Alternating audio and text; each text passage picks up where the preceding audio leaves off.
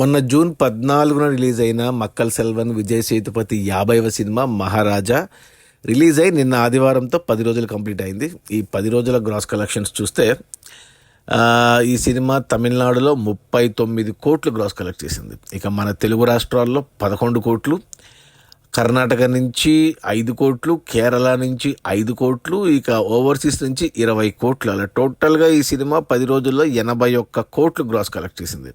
ఇక అందులో థియేటర్ల రెంట్లు, గవర్నమెంట్ ట్యాక్సులు, ఖర్చులు అన్నీ పోను. డిస్ట్రిబ్యూటర్ షేర్ వచ్చేసి 39 కోట్లు ఉంది.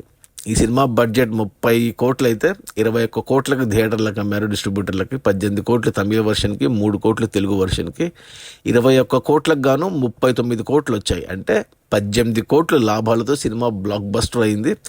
ఇంకో 3 కోట్లు వస్తే సినిమా డబుల్ బ్లాక్ బస్టర్ అవుతుంది.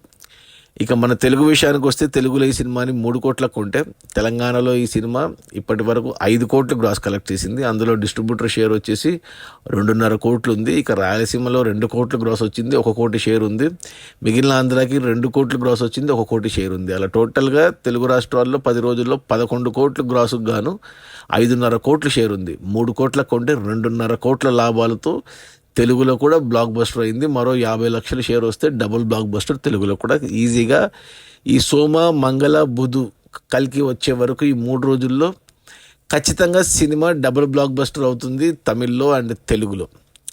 ఇక 100 కోట్లు టచ్ అవుతుందా లేదా అనేది చూడాలి. లాంగ్ రన్లో ఛాన్సెస్ ఉన్నాయి.